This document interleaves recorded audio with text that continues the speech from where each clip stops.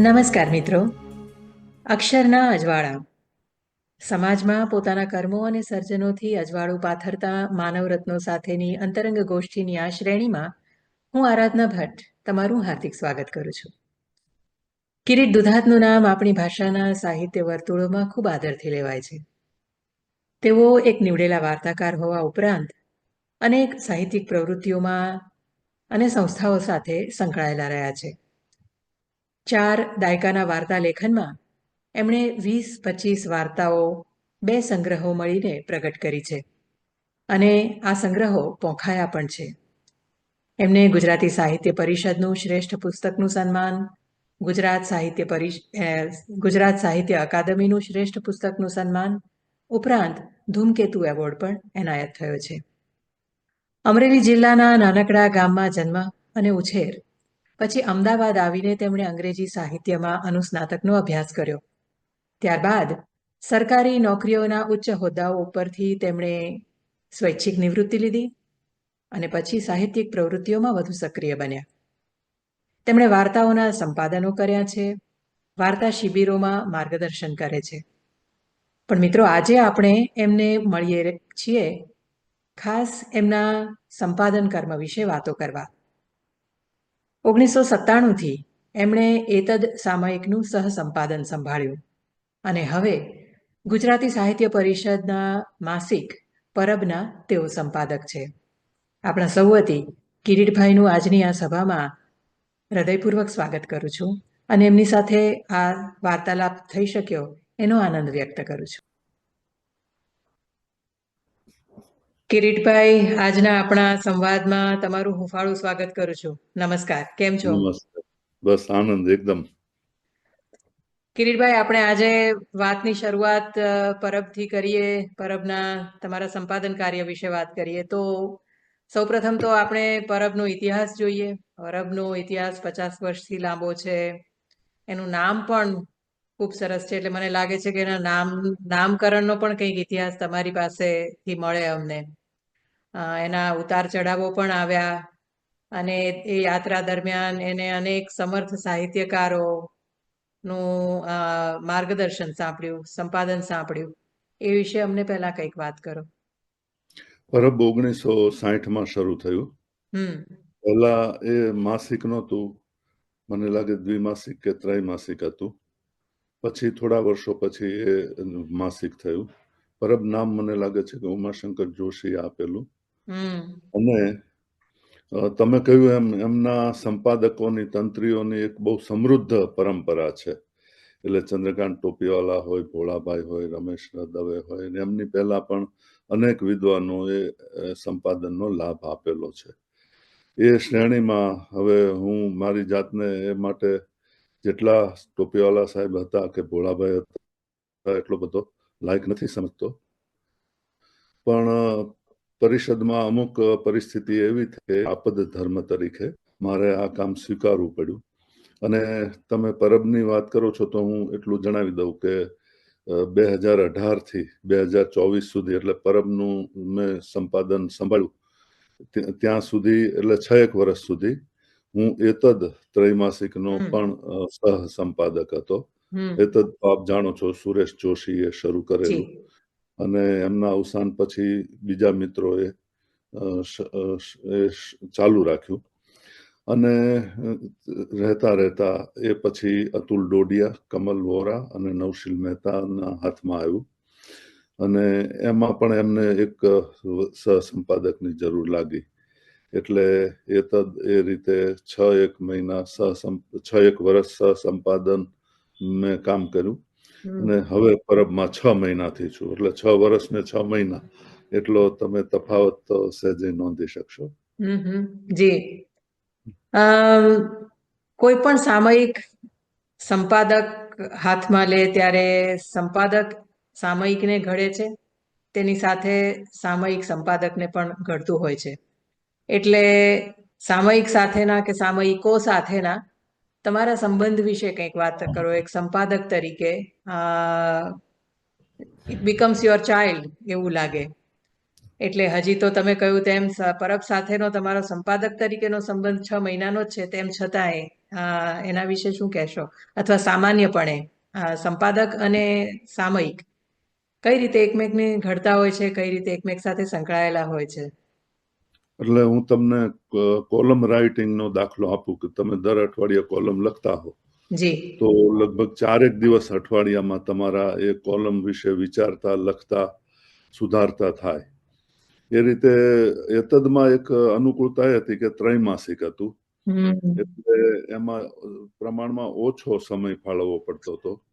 જ્યારે પરબ એ માસિક હોવાથી લગભગ મહિનામાં બધી રીતે જોઈએ, પ્રેસમાં જવું, પછી પ્રૂફ રીડિંગ કરવું, કૃતિઓ વાંચવી, પસંદ કરવી, કોઈને કૃતિમાં સહેજ કચાશ લાગે તો સુધારવા પાછી મોકલવી, એમાં 10 થી 12 દિવસ જતા હોય છે. એટલે બરાબર તમે માનો ને મહિનાના 10 થી 12 દિવસ મારા લઈ લે છે.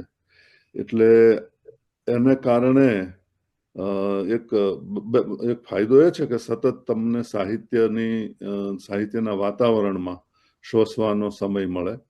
બીજો ફાયદો, બીજું એક નુકસાન ગણીએ તો એ કે તમને પોતાનું મનગમતું વાંચવા, વિચારવા, લખવાનો એટલો સમય ઓછો મળે. બીજું હું તમને હું જ્યાં સુધી સમજુ છું ત્યાં સુધી કોઈ સામયિક છે એ 2 રીતે કામ કરતું હોય છે, 2 રીતે એ પ્રસિદ્ધ થતું હોય છે. એક તો આદરણીય ઉમાશંકર જોશી સાહેબ અને આદરણીય સુરેશ જોશી સાહેબ જેવા જે મહાન સંપાદકો હતા, એમના મનમાં એક સાહિત્યની આબોહવા સ્પષ્ટ હતી કે એમણે ગુજરાતી સાહિત્યને આટલું આપવું છે, આટલી વિચારસરણીથી એમને પરિચિત કરાવવા છે, આ પ્રકારની કૃતિઓ એમને અભિપ્રેત છે. એટલે સુરેશભાઈના બધા મેગેઝિનોમાં એ તો એમનું છેલ્લું સાહસ છે, પણ એ પહેલા પણ એમણે જે સામયિકો કર્યા, અથવા તો ઉમાશંકર જોશીનું સંસ્કૃતિ તમે સામયિક, તો એ પ્રકારની સમજણથી એ ચાલતા હતા કે એમની ચોક્કસ વિચારસરણીને વાચા આપે એવું એક સામયિક. બીજો પ્રકાર એ છે, અથવા તો સંપાદન કરવાનો બીજી પદ્ધતિ એ છે કે જેમાં સંપાદક એવું વિચારે છે કે છેલ્લા 3 મહિનામાં ગુજરાતી સાહિત્યમાં કેટલું સરસ ઉત્તમ લખાયું, એમાંથી એના ભાગે નવનીત સમર્પણ છે, સમીપે છે, શબ્દસૃષ્ટિ છે, શબ્દસર છે, એ પ્રકારના આપણા સાહિત્યિક સામયિકો છે.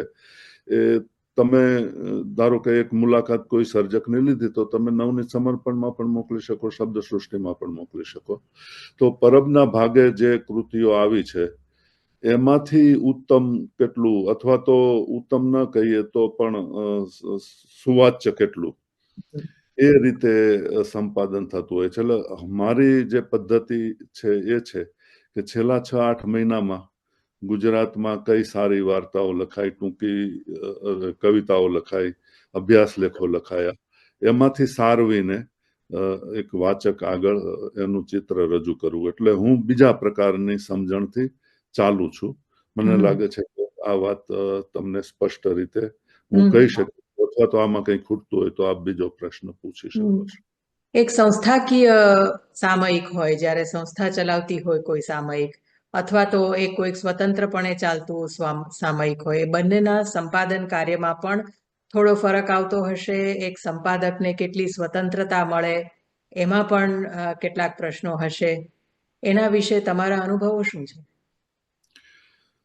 પહેલા એ તથ્યથી વાત કરું તો મારા સહસંપાદક કમલ વોરા હતા, એમની અને મારી વચ્ચે સ્પષ્ટ સમજણ એવી હતી કે એ કવિતા વિભાગ સંભાળશે, હું ગદ્ય વિભાગ સંભાળીશ.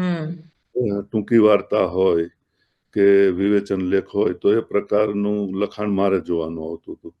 અને મને કહેતા બહુ આનંદ થાય છે કે એમાં અમે કદી લેખકને એવું નથી કહ્યું કે તમે રાજકીય રીતે કે સામાજિક રીતે આટલું સ્વીકાર્ય નહીં બને એટલે તમે આ પ્રકારનું નહીં લખો. અત્યારે આમ તમે જુઓ તો છેલ્લા 10-15 વર્ષથી ભારતમાં અને ગુજરાતમાં રાજકીય અને સામાજિક ખળભળાટનો સમય ચાલી રહ્યો છે. એમાં ક્યારેક સત્તા વિરુદ્ધ પણ કોઈએ વાર્તા લખી હોય અને લખી જ છે, અથવા તો સામાજિક રૂઢિઓને અનુકૂળ ના આવે એવા પ્રકારનો કોઈ લેખ હોય, ઇવન કે કવિતા પણ હોય, તો અમારા સહસંપાદકે કદી મને એવું કહ્યું નથી કે આ તમારે પસંદ કરવા જેવું નહોતું અથવા તો આપણે આ નથી છાપતા. કારણ કે એ પણ પ્રૂફ રીડિંગ કરતા અને હું પણ પ્રૂફ રીડિંગ કરતો યતદનું. તો એ સમય દરમિયાન અમારી જાણમાં આવે જ કે આપણે આ પ્રકારનું એક સ્ટેન્ડ લઈએ છીએ, જેની સાથે અમે સંમત હોઈએ કે ના હોઈએ, પણ એક લેખકને એ કહેવાનું સ્વાતંત્ર્ય મળે એ માટે અમારો પ્રયત્ન રહેતો હતો.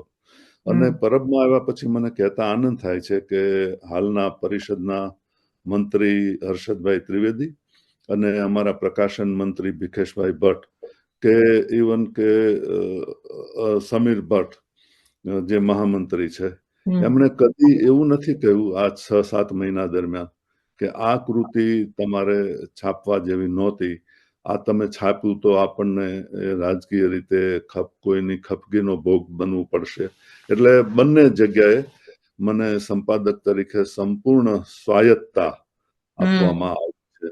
એટલે આ એક અત્યારે ગુજરાતમાં બહુ તંદુરસ્ત વાતાવરણ સામયિકોના ક્ષેત્રે ચાલી રહ્યું છે. એનો મને આનંદ છે ને એનો એક હું ભાગ છું, એનો વિશેષ આનંદ છે. પરિવર્તન અનિવાર્ય છે. સમય સાથે વાચકોની રુચિ બદલાતી હોય છે, સંપાદકો બદલાય, તેની સાથે સાથે સામયિકનું ઘડતર જુદી રીતે થતું હોય છે. દરેક સંપાદક પોતપોતાની રીતે સામયિકને ઘડતા હોય છે કે થોડોક જુદી પ્રકારનો ઓપ આપતા હોય છે, જુદો એંગલ બદલાતો હોય છે.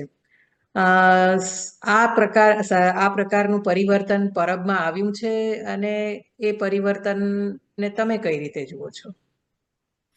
તમને છેલ્લા 3 સંપાદકોની વાત કરું તો પેલા યોગેશભાઈ હતા, યોગેશ જોશી. આપણા બહુ જ સારા નવલકથાકાર, લેખક, વિવેચક, એટલે બધા ક્ષેત્રોમાં એમનું પ્રદાન રહ્યું છે. ત્યાર પછી ભરત મહેતા હતા, જે પોતે વિશ્વ સાહિત્યના, ભારતીય સાહિત્યના એક આકંઠ અભ્યાસી રહ્યા છે. અને પછી હું છું. તો હવે એ ત્રણેય સંપાદકોએ કઈ રીતે પરબમાં શું સુધારા કર્યા અથવા શું પરિવર્તન લાવ્યા, એનું બાહ્ય અને આંતરિક કલેવર કેવી રીતે શું બદલાયું, એ તો વાચક તરીકે તમે વધારે સારી રીતે કહી શકશો. પણ મારી પોતાની અંગત ભૂમિકાથી વાત કરવાની હોય તો મારો પ્રયત્ન એવો છે કે સ્વરૂપ અને વસ્તુની રીતે બંને જ્યાં સંતુલન સધાતું હોય એવી કૃતિ હોય તો મને એ સ્વીકારવામાં, છાપવામાં આનંદ આવે. પણ સાથોસાથ મેં પણ 1-2 નવા વિભાગ શરૂ કર્યા છે. એમાં એક છે શોધ છાત્રની કલમેથી. એટલે કે જે યુવાન આપણા અભ્યાસીઓ છે, જે પીએચડી કરી રહ્યા છે, એ પોતાના વિષયના, એટલે પીએચડીના વિષયને લગતા કોઈ અભ્યાસ લેખો લખીને મોકલે તો એમને પણ સ્થાન આપતા મને બહુ આનંદ થાય છે. પછી ચર્ચા પત્ર લગભગ આપણે ત્યાં ઓછા લખાતા હોય છે અને એનાથી પણ ઓછા છપાતા હોય છે. તો મને એ હંમેશા રસ રહ્યો છે કે પરબની નીતિને અનુકૂળ આવે કે ના આવે એવું કશુંક જો કોઈ નિર્ભીક વિચારોને પ્રેરે એવું ચર્ચાપત્ર હોય તો એ છાપતા મને આનંદ થાય છે. અને વિશ્વ સાહિત્યના અને ભારતીય સાહિત્યના વિશેના કોઈ અભ્યાસ લેખો હોય તો પણ એ છાપતા મને આનંદ થાય છે. એટલે કવિતા, ટૂંકી વાર્તા, ઇવન કે લઘુકથા પણ નિયમિત આપવાનું અમે શરૂ કર્યું છે. પ્રયત્ન છે કે દર અંકમાં એક હાસ્ય નિબંધ પણ આપી શકીએ. ગંભીર નિબંધ તો આપીએ જ છીએ. અભ્યાસ લેખ, છાત્રની કલમેથી આવા જુદા જુદા વિભાગોમાં પરબ બધાને સમાવેશ કરે એવો મારો પ્રયત્ન હોય છે. અંગ્રેજીમાં બહુ જૂનું એક ક્લીશે વાક્ય છે, ડોન્ટ જજ એ બુક બાય ધ કવર.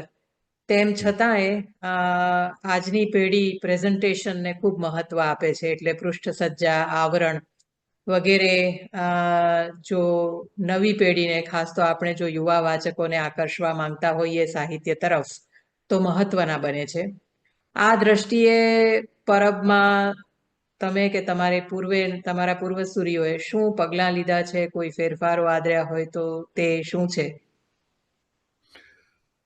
પરબની અત્યારની વાત કરું તો હર્ષદ ત્રિવેદી જાન્યુઆરી 2024 થી પ્રમુખ બન્યા. પછી 6-1 મહિના પછી એમણે કલેવર બદલ્યું. એટલે હાલના ઉત્તમ ચિત્રકારો જે અત્યારે ચિત્રકામ કરી રહ્યા છે પેઇન્ટિંગ ક્ષેત્રે, એના ચિત્રો મુખપૃષ્ઠ ઉપર મૂકવાનું એક પદ્ધતિ શરૂ કરી છે. એમાં અનિલ વેલિયા જેવા કલા સંગ્રાહકનો અને બીજા મિત્રોનો પણ લાભ મળે છે. ભીખેશ ભટ્ટ જેવા પ્રોડક્શનના એક ઉત્તમ જાણકારનો પણ લાભ મળે છે. અને ઘણી વાર અને થોડો આકાર પણ અમે મોટો કર્યો છે.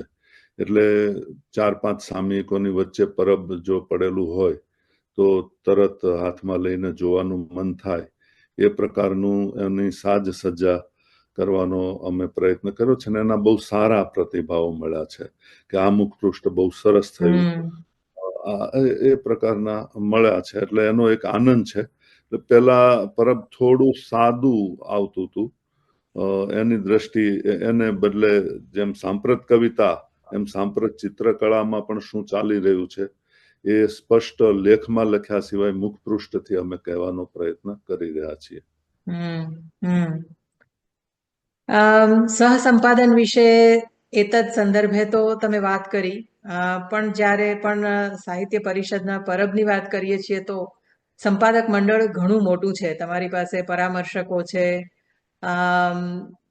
તો તંત્રી સ્થાનેથી જે લેખ લખાય છે અથવા સંપાદકીય લખાય છે તે, અને આ પ્રકારની એક આખી સમિતિ એની સાથે કામ કરવું, એ ક્યારેક ઘણા બધા મેની કુક સ્પોઇલ ધ બ્રોથ જેવું પણ થતું હશે કે થવાની શક્યતા રહે? આ પ્રમાણે કઈ રીતે કામ કરે છે સાહિત્ય પરિષદનું પરબમાં આખી જે સમિતિ છે તમારી પરામર્શકોની? પરામર્શકોએ એક નીતિ સ્પષ્ટ રાખી છે કે એમણે દરેક કૃતિ કે દરેક લખાણ વિશે પોતાની રીતે વિચારીને એક મને એવું કહેવાનું કે આ છાપો આ ન છાપો એવું વલણ નથી.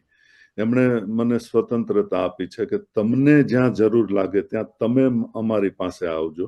અમે દરેક અંકમાં કે દરેક કૃતિમાં દખલ કરીશું નહીં. એટલે કોઈ કવિતા, મારા કરતા હર્ષદભાઈ ત્રિવેદીને કવિતા ક્ષેત્રે વધારે સૂઝ છે, એમની સજ્જતા છે. એ પોતે કોલેજમાં હતા ત્યારથી મેગેઝિનો કાઢતા રહ્યા છે. એટલે મને કોઈ જગ્યાએ એવું લાગે કે આ કવિતા છાપવી કે ન છાપવી એના વિશે મને દ્વિધા છે એની ગુણવત્તા અંગે, તો ત્યાં હું ચોક્કસ એમની મદદ લેતો હોઉં છું. યોગેશભાઈ પણ પૂર્વ સંપાદક રહી ચૂક્યા છે. એટલે કોઈ ગદ્યમાં જ્યાં મને જરૂર લાગે ત્યાં હું એમનો અભિપ્રાય લેતો હોઉં છું. અને એ સિવાય પણ બીજા મિત્રો કે જે આ પરામર્શન સમિતિમાં નથી, એમને ક્યારેક વિશેષ કરીને પૂછવાનું થાય. એવું જો કે પ્રમાણમાં ઓછું બને છે, પણ છતાં મારી સમજણ શક્તિની પણ અમુક મર્યાદા હોય. તો જે લોકો આ સમિતિમાં નથી એમને પણ હું ક્યારેક પૂછી અને નક્કી કરતો હોઉં છું. એ સિવાય પણ રમણ સોની કે મણિલાલ પટેલ જેવા વડીલો છે, એ ગયો અંક આ પ્રમાણે હતો, એમાં આ તમારે છાપવું જોઈએ, આટલું સુધારીને છાપવાની જરૂર હતી. એ બધું પોતાની રીતે એક અંગત મિત્ર તરીકે સાહિત્ય પ્રત્યેની નિષ્ઠાથી માર્ગદર્શન આપતા રહ્યા છે. એનો એક આનંદ છે. પણ પરામર્શન સમિતિ મારા રોજબરોજના કામમાં વિક્ષેપ નથી કરતી, એ અહીંયા હું સ્પષ્ટ રીતે કહેવા માંગુ છું. કિરીટભાઈ, એક સર્જક જ્યારે સંપાદન કરે ત્યારે એ સંપાદનને એટલે કે પ્રકાશનને એનાથી ઘણું બધું મળતું હોય છે. તમારી સર્જકતાનો લાભ તમારા સંપાદનને પણ મળતો હશે એવું માનું છું. સર્જક સંપાદક હોય ત્યારે એ પ્રકાશન કેવું હોય, અથવા તમારી સર્જકતા શું ભૂમિકા ભજવે છે તમારા સંપાદનમાં? ખાસ કરીને મને જે અપેક્ષા હોય છે, અથવા તો મારા મનમાં એક મેં ભૂમિકા સ્પષ્ટ રાખી છે કે સાંપ્રત એટલે નવયુવાન લેખકો, કવિઓ હોય કે વાર્તા લેખકો હોય કે નિબંધકારો હોય, તો એમનું સાહિત્ય હું જેટલું સમજું છું એટલું એને એપ્રિશિએટ કરી અને એને વધારેમાં વધારે સ્થાન મળે એવો મારો પ્રયત્ન હોય છે. મારી અગાઉના સંપાદકો પણ એમ કરતા હતા, પણ મારો એ તરફ વિશેષ ભાર હોય છે. એટલે વીંછિયામાં કોઈ બેઠેલો કે કોઈ કેશોદમાં બેઠેલા કોઈ લેખિકા જો સારો નિબંધ લખે, અથવા તો વિદ્યાર્થીઓને મહેન્દ્રસિંહ પરમાર જેવા ઉત્તમ અધ્યાપકો ઘણીવાર એમના વિદ્યાર્થીઓને એક વિષય આપીને નિબંધ લખાવતા હોય છે, અથવા તો મારે કોઈ વાર્તા લેખનની શિબિરમાં કે વર્કશોપમાં જવાનું થાય તો ત્યાં પણ મને કઈ ઉત્તમ કવિતા કે એ પ્રકારનું સાંપડે તો તાજી કલમોને વિશેષ સ્થાન આપવાનો મારો પ્રયત્ન હોય છે. અને જે નીવડેલા સર્જકો છે એ પણ હાલમાં કઈ રીતે કામ કરી રહ્યા છે, તો એ રીતે સામેથી કૃતિઓ મંગાવીને છાપવાની પણ એક મેં પદ્ધતિ રાખી છે. વન્સ અગેન મેં કહ્યું હતું અગાઉ એમ કે એનાથી શું તાત્વિક ફેર પડ્યો એ તમે અને તમારી જેવા પ્રબુદ્ધ વાચકો વધારે સારી રીતે કહી શકે. ગુજરાતીઓ દરિયાપાર જઈને વસ્યા છે. દરિયાપાર પણ અનેક આપણા સર્જકો લેખકો વસે છે. ડાયસ્પોરા સાહિત્યને પણ સમાવવાની પરબમાં કોઈક યોજના ખરી? એટલે જે વિદેશી સર્જકો છે, હું નામ દઈને કહું તો મધુરાય છે કે જે અમેરિકામાં વસ્યા છે, અનિલ વ્યાસ છે જે આપણા બહુ સારા વાર્તાકાર છે જે ઇંગ્લેન્ડમાં જઈને વસ્યા છે, કે અભિમન્યુ આચાર્ય છે કે જે કેનેડામાં જઈને વસ્યા છે, કે પ્રીતિ સેન ગુપ્તા છે જે અમેરિકામાં છે, વન્સ અગેન પ્રીતમ લખલાણી છે. એવા મિત્રોની સાથે હું સતત સંપર્કમાં હોઉં છું. અને એ આકાશ ઠક્કર છે, અમેરિકામાં વસ્યા છે. એ જ્યારે સામેથી કૃતિ મોકલે અથવા તો હું એમની પાસેથી મંગાવતો હોઉં છું, અને ડાયસ્પોરાના લેખકો ત્યાંની સંસ્કૃતિ સાથે અને અહીંયા જે દેશ પાછળ છોડીને આવ્યા છે એના સામાજિક મૂલ્યો, રાજકીય મૂલ્યો સાથે કેવી રીતે કામ પાડી રહ્યા છે એ જાણવામાં મને વિશેષ રસ છે. અને એ દ્રષ્ટિએ હું ડાયસ્પોરા લખાણને હંમેશા આવકારતો હોઉં છું. આ મારી ભૂમિકા રહી છે. કોઈ પણ સાહિત્યિક સામયિક ચલાવવું એ આર્થિક સંઘર્ષનું કામ છે. આર્થિક દ્રષ્ટિએ જોઈએ તો પરબનું અર્થતંત્ર કઈ રીતે કામ કરે છે? હું એવું માનું છું કે જે સંસ્થા હંમેશા નાણાકીય ભીડમાં હોય અથવા તો બહુ મોટું ભંડોળ ન હોય એવી સંસ્થા વધારે સારી રીતે કામ કરી શકે છે. એટલે પરબ અત્યારે આર્થિક સંકળામણનો સામનો કરી રહ્યું છે. એટલે તો તમારા માધ્યમ દ્વારા હું એ પણ કહેવા માંગુ છું કે જો કોઈ મિત્રોને સાહિત્યિક પ્રવૃત્તિમાં આર્થિક યોગદાન કરવાની ઈચ્છા થાય તો પરબને જરૂર કરી શકે છે. અમને એની રાહ હોય છે. પણ વન્સ અગેન એટલે મારા અત્યાર સુધીના અનુભવોના આધારે જાહેર જીવનમાં પણ હું હતો, કારણ કે હું સરકારી નોકરીમાં હતો. તેના આધારે હું કહી શકું કે NGO હોય કે આવી સાહિત્યિક સંસ્થા હોય એ બહુ મોટા ભંડોળ સાથે કામ ના કરે તો એમની ગુણવત્તા વધારે સારી રીતે જળવાતી હોય છે. હા, એકવાર 2-3 કરોડનું ફંડ આવી ગયું તો સાહિત્યેતર ધોરણોથી પણ લોકોને એ પ્રકારનું સામયિક કે સંસ્થા હસ્તગત કરવાનું મન થાય, પણ જ્યાં ખોટનો વેપલો છે, આપણે ગુજરાતીઓ ખોટનો વેપલો ન કરે, તો ખોટનો વેપલો જ્યાં થતો હોય ત્યાં વાણી સ્વાતંત્ર્ય વધારે સારી રીતે સચવાતું હોય છે. આ તમને થોડો વિચિત્ર વિચાર લાગશે, પણ આ મેં હંમેશા આ રીતે થતું જોયું છે. બહુ સાચી વાત છે તમારી. સંપાદન કર્મ તો તમે પછી શરૂ કર્યું, પણ તમે 4 દાયકાના વાર્તાકાર છો અને આપણા નીવડેલા વાર્તાકારો, આદરપાત્ર વાર્તાકારોમાં તમારી ગણના થાય છે. તેમ છતાંય તમે સંખ્યાની દ્રષ્ટિએ વાર્તાઓ બહુ ઓછી પ્રગટ કરી છે. આવું કેમ? એટલે આમ હું જો 2 રીતે જવાબ આપું કે આવું કેમ, એ તો મને બહુ સભાન રીતે ખ્યાલ આવતો નથી, કે કારણ કે મને એવું હતું કે હું અસંખ્ય વાર્તાઓ લખીશ, પણ અત્યાર સુધીમાં ગણીએ તો 23 એટલે 25 થી પણ ઓછી વાર્તાઓ થઈ છે. 23 જેટલી વાર્તાઓ થઈ છે, એ એક હકીકત છે. બીજું કે મેં જોયું છે કે લેખકને અમુક સમયે તરંગ પણ આવતા હોય છે કે આ થીમ ઉપર હું સરસ વાર્તા લખું કે નિબંધ લખું, પણ ઘણીવાર ઉતાવળથી એવું લખવાને કારણે એ લેખન સમસામયિક લેખન બની જતું હોય છે. 2-4 મહિના લોકોને યાદ રહે, પછી કાળની ગરતામાં એ ભૂલાઈ જતું હોય છે. મારો પ્રયત્ન મારું સાહિત્ય વધારે સમય સુધી ટકે એવો હોય છે. એટલે મને કોઈ થીમ આવે અને હું તરત જ લખવા બેસી ગયો હોઉં એવું બનતું નથી. એ થીમને હું થોડો સમય આપું છું, અથવા એ થીમ વધારે મારો સમય લે એવું ઈચ્છું છું. એટલે આજે આપણે આ ઇન્ટરવ્યુ ફેબ્રુઆરીમાં રેકોર્ડ કરી રહ્યા છીએ. આજે મને કોઈ થીમ સૂજ્યું તો હું 6 મહિના સુધી એને પાકવા દઉં છું, નિંબાડામાં રાખું છું, મારી વર્કશોપ કે મારા મનના નિંબાડામાં. અને 6 મહિના પછી જ એટલું પ્રબળતાથી ટકોરા દેતું આવે મારા દરવાજે કે ના, મારે તારા થકી વ્યક્ત થવું જ છે, તો પછી હું એ થીમને હાથમાં લઉં છું. એટલે તમે આદરપાત્ર સર્જકોની સાથે મારો ઉલ્લેખ કર્યો, એમાં હું આવું કે નહીં એ મને ખબર નથી, પણ મારી પોતાની અપેક્ષા મારી પાસેથી મારી પોતાની અપેક્ષા એવી રહી છે કે કશુંક લાંબુ ટકે એ પ્રકારનું લખવાનો મારો પ્રયત્ન હોય છે, ને એની મારી પદ્ધતિ આ છે.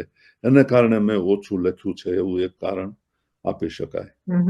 ઓછું લખ્યું છે કે ઓછું પ્રગટ થયું છે? 20-25 વાર્તાઓ પ્રગટ થઈ છે, પણ એની પાછળ કદાચ 25-50 અપ્રગટ વાર્તાઓ તમારી ફાઇલમાં હશે, એવું ખરું?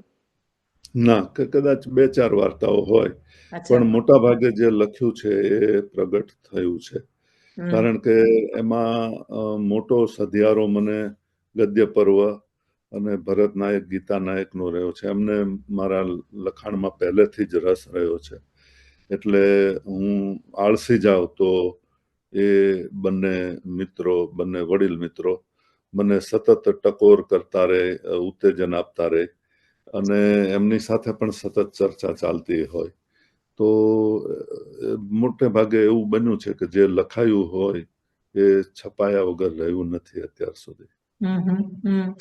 એક સંપાદક તરીકે અને એક સર્જક તરીકે રિયાઝી લેખક બનવા વિશે તમે શું કહેશો?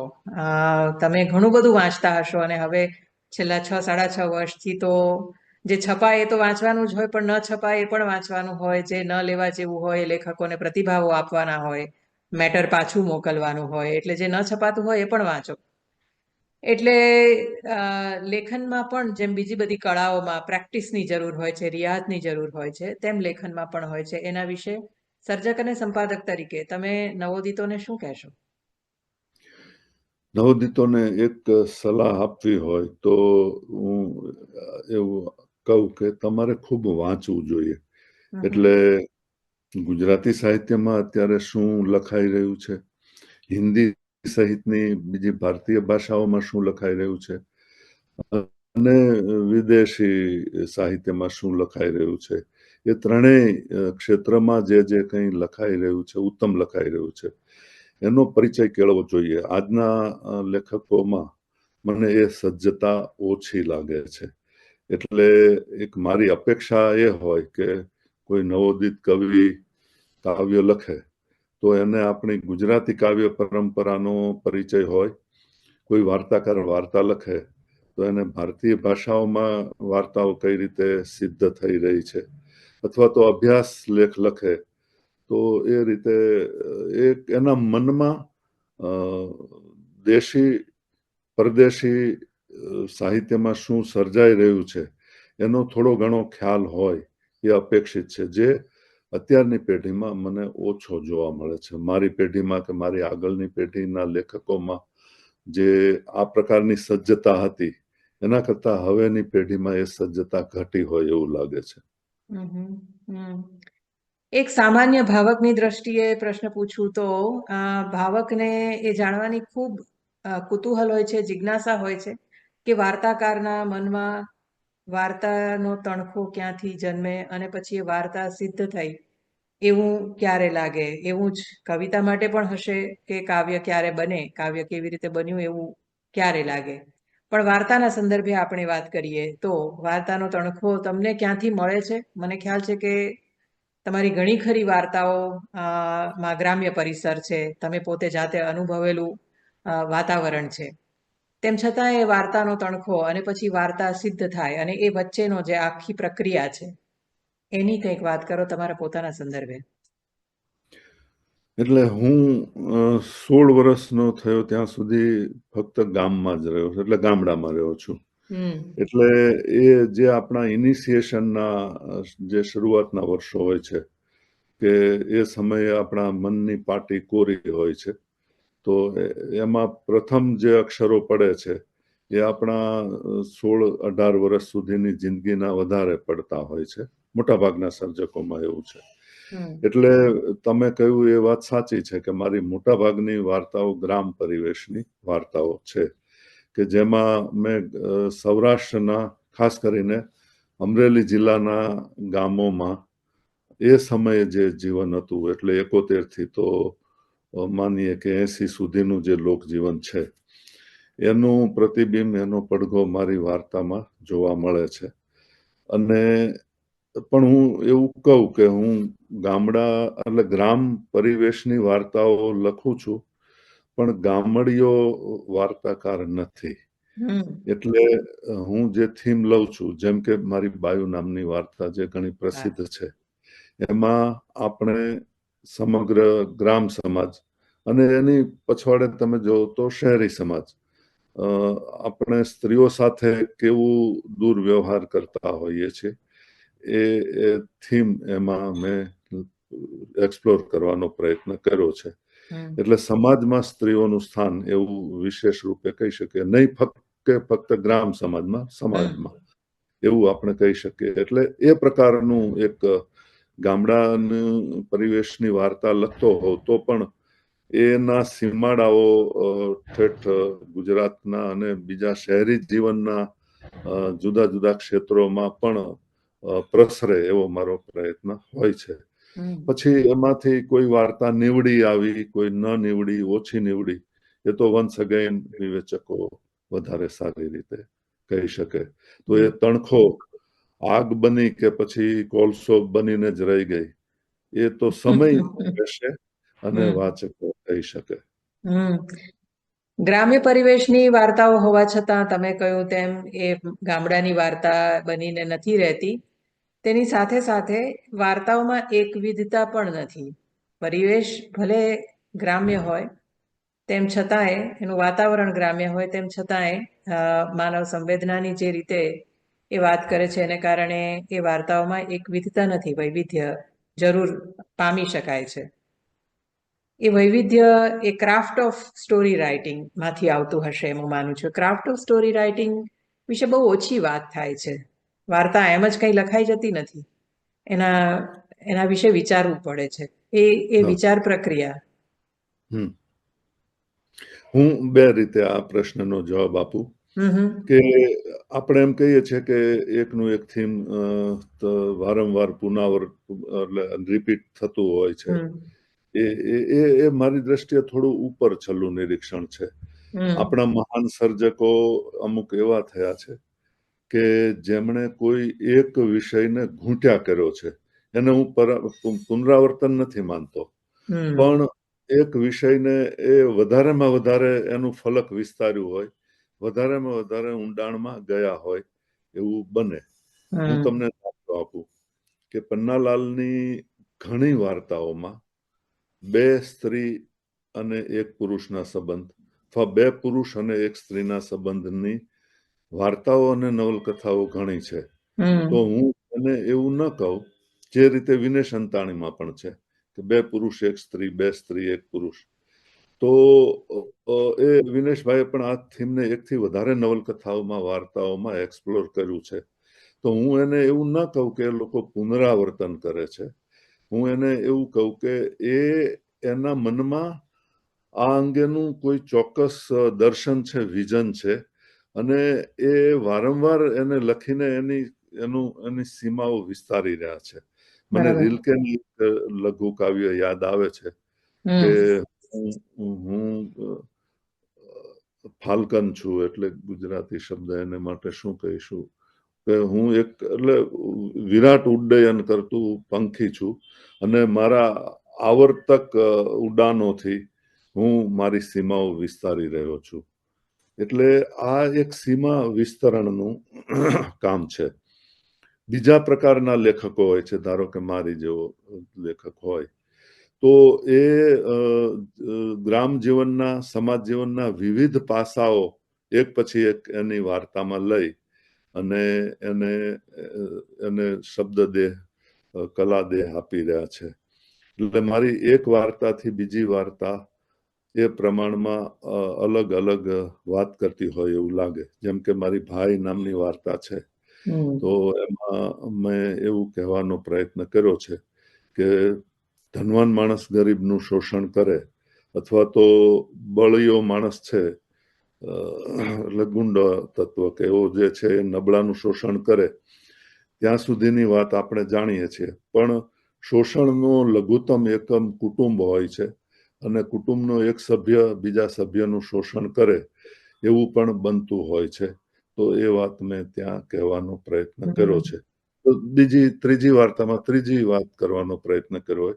એટલે આપણે જાડી રીતે કહીએ એક અને અત્યંત એના ઊંડાણમાં ના જઈએ તો પણ હું કહું કે થીમ સાથે લેખક આ બે રીતે કામ પાર પાડતો હોય છે. એક થીમને ઘૂંટીને અને બીજું કે વિવિધ થીમ લઈને. મને લાગે છે કે હું આ વાત તમને સમજાવી શક્યો છું, અથવા તો એમાં વિશેષ કઈ પ્રશ્ન થતો હોય તો આપ કહો. ચોક્કસ. તમે તો સમલૈંગિક સંબંધોને પણ તમારી એક વાર્તામાં વણી લીધા છે. એટલે તમે જે કહ્યું કે એક જ વાતને જુદી જુદી રીતે વાર્તાકાર તપાસતા હોય છે, તો કદાચ તમે આ વાર્તામાંથી આખો માનવ સંબંધોના એક વિશેષ પાસાની છણાવટ કરી છે વાર્તા દ્વારા, એને તપાસ્યો છે. એટલે સમલૈંગિક સંબંધો આપણા સમાજમાં, ગ્રામ સમાજમાં પણ અસ્તિત્વમાં છે, શહેરી સમાજમાં પણ છે અને હંમેશા રહ્યા છે. આપણે એના ઉપર એટલે કાર્પેટની નીચે નાખી દેવાનો પ્રયત્ન કરીએ તો એ વસ્તુ આપણું બંધિયાર માનસ દર્શાવે છે. પણ મેં જે થીમ એક્સપ્લોર કર્યું છે, હું માનું છું કે તમે મારી પાવઈ નામની વાર્તાનો ઉલ્લેખ કરી રહ્યા છો, તો એમાં એક આ પ્રકારની વ્યક્તિ હોય, ટ્રાન્સજેન્ડર હોય, એ સમાજમાં કેવી રીતે એકલો પડી જતો હોય છે અને આપણે કોઈને કહીએ કે આ તો છક્કા જેવો છે, એટલે એમાં સાહસ કે પુરુષાર્થ ઓછું હોય છે.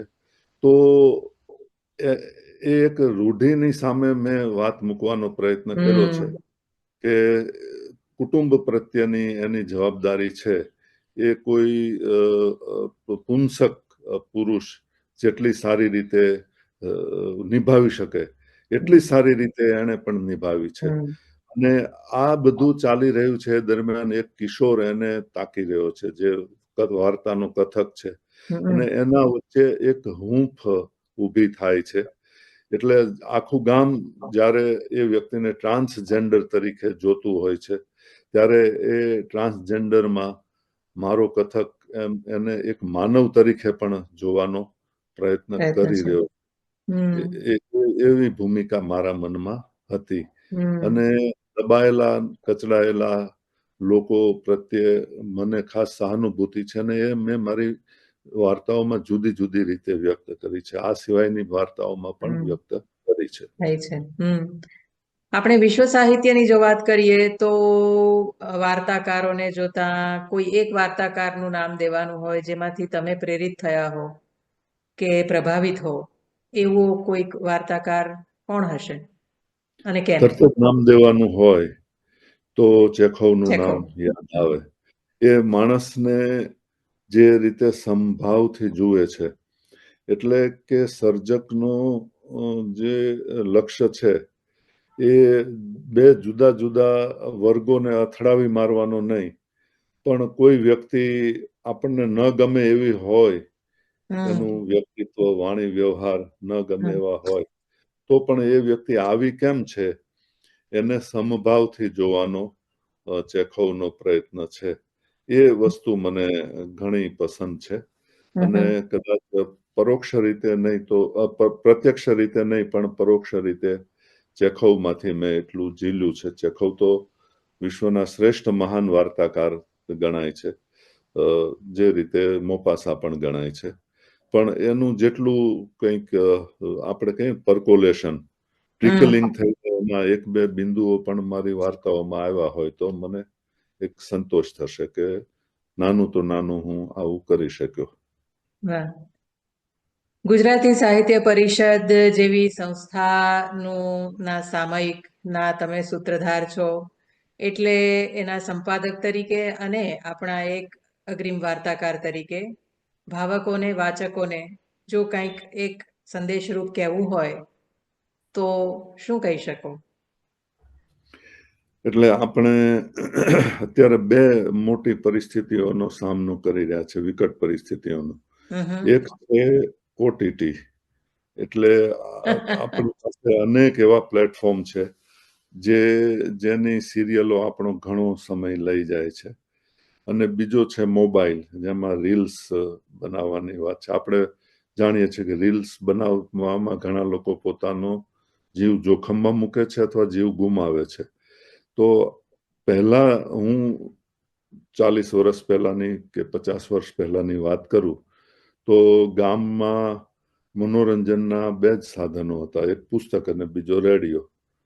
અને રેડિયો પણ અમુક સમયે પાછો બંધ થતો હતો દિવસ દરમિયાન, આખો દિવસ એની સેવાઓ ચાલુ ના હોય. ઓટીટી તો અત્યારે 24 કલાક ચાલુ છે અને મોબાઈલ પણ હાથ વગો 24 કલાક હોય છે. એ આપણો ઘણો સમય લઈ જાય છે અને પ્રમાણમાં ઓછું વળતર આપે છે આપણને.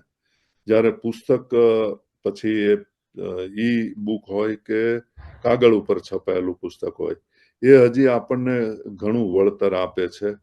એક વાચનની દ્રષ્ટિએ, સંતોષની દ્રષ્ટિએ, માણસ જાતને જાણવાની દ્રષ્ટિએ.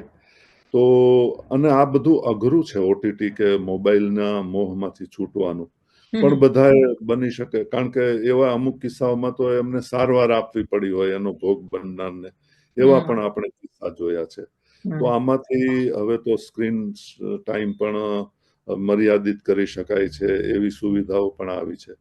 તો બને ત્યાં સુધી હજી પુસ્તક સાથે આપણો નાતો જળવાઈ રહે, સામયિકો સાથે આપણો નાતો જળવાઈ રહે તો વધારે સારું ને આપણને વધારે ફાયદામાં છે. આપણે ગુજરાતીઓ હંમેશા ફાયદાની વાત વધારે વિચારીએ, તો આ ખરેખર ફાયદાજનક છે એવું માનું છું અને અપીલ પણ કરું છું વાચકોને કે આની પ્રત્યે ગંભીરતાથી ધ્યાન આપે.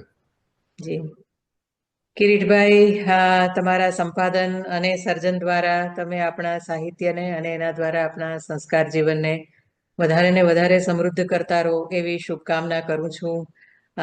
તમારો ત્રીજો વાર્તા સંગ્રહ અમને ખૂબ ઝડપથી ટૂંક સમયમાં મળે એવી આશા પણ રાખું છું. અને આજે સમય કાઢીને મારી સાથે આટલો વાર્તાલાપ કર્યો તે માટે હૃદયપૂર્વક તમારો આભાર માનું છું. નમસ્કાર અને આવજો. હું છેલ્લે એક વાત કહી દઉં કે તમારા ઇન્ટરવ્યુ હું હંમેશા બહુ રસથી વાંચતો હોઉં છું અને અનેક મહાન ગુજરાતી પ્રતિભાઓ ના વર્કશોપમાં તમે સતત અમને લઈ જતા હો છો, એટલે આ એક બહુ અદ્ભુત કામ તમે કરી રહ્યા છો. એ શ્રેણીમાં આજે પણ મને તક જ્યારે મળી છે ત્યારે આ બદલ હું તમારો ખાસ આભાર માનું છું અને હું માનું છું કે તમે મને જે પ્રશ્નો પૂછ્યા એનો સંતોષકારક હું જવાબ આપી શક્યો છું અને આ રીતે એક વિશાળ વાચક વર્ગનું અને પ્રેક્ષકોની સાથે મને જોડાવાની તમે જે તક આપી એ બદલ હું તમારો ખૂબ ખૂબ આભાર માનું છું. આવજો. તમારી શુભકામનાઓ બદલ ખૂબ આભાર કિરીટભાઈ.